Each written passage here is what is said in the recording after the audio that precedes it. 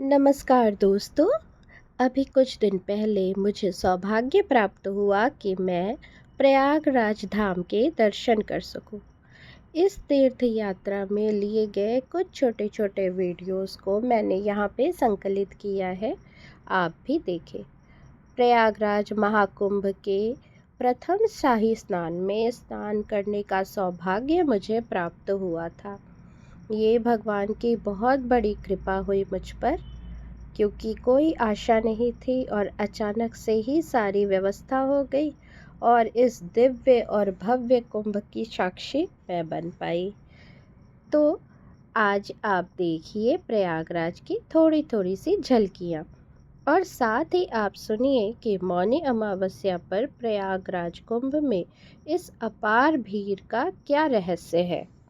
मौनी अमावस्या पर प्रयागराज कुंभ में भक्तों की अपार भीड़ विशेष धार्मिक और आध्यात्मिक कारण से होती है। शास्त्रों में वृष या मेष में स्थित बृहस्पति और मकर राशि में सूर्य और चंद्र के विशेष संयोग को कुंभ योग कहा गया है। इस योग का उल्लेख शास्त्रों में किया गया है। यह अद्भुत योग वास्तविक रूप से केवल मौनी अमावस्या के दिन ही बनता है, और इस दिन कुंभ स्नान का महत्व शास्त्रों में विस्तार से बताया गया है। मौनी अमावस्या कब है? मौनी अमावस्या है 29 जनवरी बुधवार को।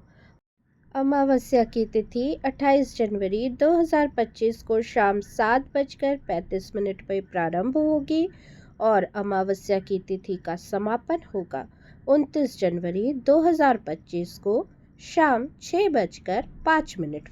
इस प्रकार से उदया तिथि के अनुसार मौनी अमावस्या 29 जनवरी बुधवार को मनाई जाएगी। शास्त्रों के अनुसार बृहस्पति और सूर्य तथा चंद्रमा के विशेष संयोग को कुंभ योग कहा जाता है। इस योग का उल्लेख शास्त्रों में अनेक प्रकार से किया गया है। यह अद्भुत योग वास्तविक रूप से केवल मौनी अमावस्या के दिन ही बनता है, इसलिए इस दिन कुंभ स्नान का विशेष महत्व होता है। कुंभ स्नान करने से हमें क्या फल प्राप्त होता है? शास्त्रों के अनुसार कुंभ स्नान में अत्यंत पुण्य फल प्राप्त होता है। यह विशाल और अद्वितीय है। 1000 अश्वमेध यज्ञ, 100 वाजपेयी यज्ञ या भूमि की 1 लाख परिक्रमा करने पर जो पुण्य प्राप्त होता है वह मात्र कुंभ स्नान से प्राप्त हो जाता है।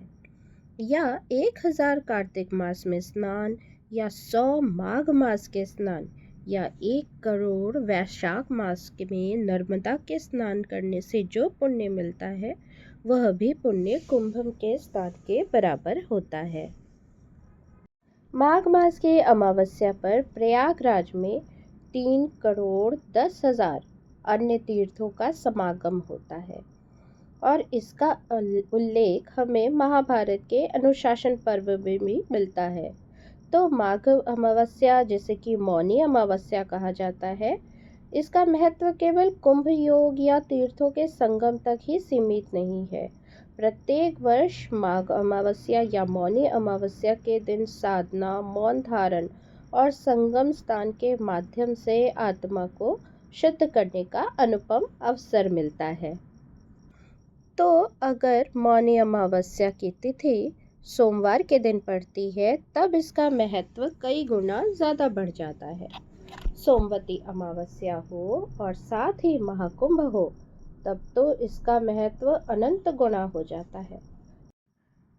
प्रयागराज तीर्थ के वीडियोस देखते देखते और माँ गंगा के दर्शन करते करते आप जान रहे हैं मौनी अमावस्या का महत्व।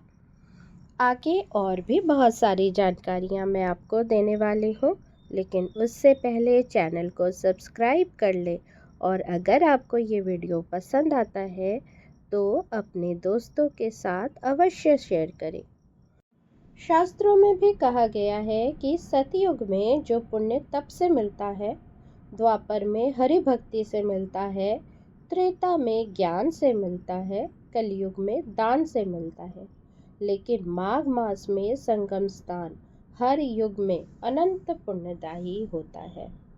इस तिथि को पवित्र नदियों में स्नान के पश्चात अपने सामर्थ्य के अनुसार अन्न, वस्त्र, धन, गौ, भूमि तथा स्वर्ण जो भी आपकी इच्छा हो और सामर्थ्य हो दान देना चाहिए। इस दिन तिल दान भी उत्तम दान कहा गया है। इस तिथि को मौनी अमावस्या के नाम से जाना जाता है, जिसका अर्थ है मौन अमावस्या, क्योंकि इस व्रत करने वाले को पूरे दिन मौन व्रत का पालन करना चाहिए, इसलिए ये योग पर आधारित व्रत कहलाता है। शास्त्रों में वर्णित है कि होठों से ईश्वर का जाप करने से जितना पुण्य मिलता है उससे कई गुना अधिक पुण्य मन का फेर कर हरि का नाम लेने से मिलता है। इस तिथि को शांतों के भांति चुप रहे तो उत्तम है। अगर संभव नहीं है तो अपने मुख से कोई भी कटु शब्द ना निकाले। इस तिथि को भगवान विष्णु और शिव जी दोनों की पूजा का विधान है। वास्तव में शिव और विष्णु दोनों एक ही है, जो भक्तों के कल्याण हेतु दो स्वरूप धारण करते हैं, और इसका उल्लेख स्वयं भगवान ने भी किया है। इस दिन शाम को पीपल का अर्घ्य देकर परिक्रमा करें, दीप दान करें। इस दिन जिनके लिए व्रत करना संभव नहीं हो वो मीठा भोजन करें। और यदि आप नदी में या अगर आप कुंभ नहीं भी जा पा रहे हैं, आप अपने आसपास के किसी भी नदी जल स्रोत में स्नान करें। अगर आपके घर के आसपास नदी नहीं भी है तो अपने घर के जल में थोड़ा सा गंगा जल मिला के उस जल से स्नान करें, तो वही पुण्य फल प्राप्त होगा। आशा है आपको ये जानकारी अच्छी लगी होगी। तो अब मैं वीडियो को समाप्त करती हूँ। चैनल को सब्सक्राइब अवश्य करें और वीडियो को लाइक एंड शेयर करें।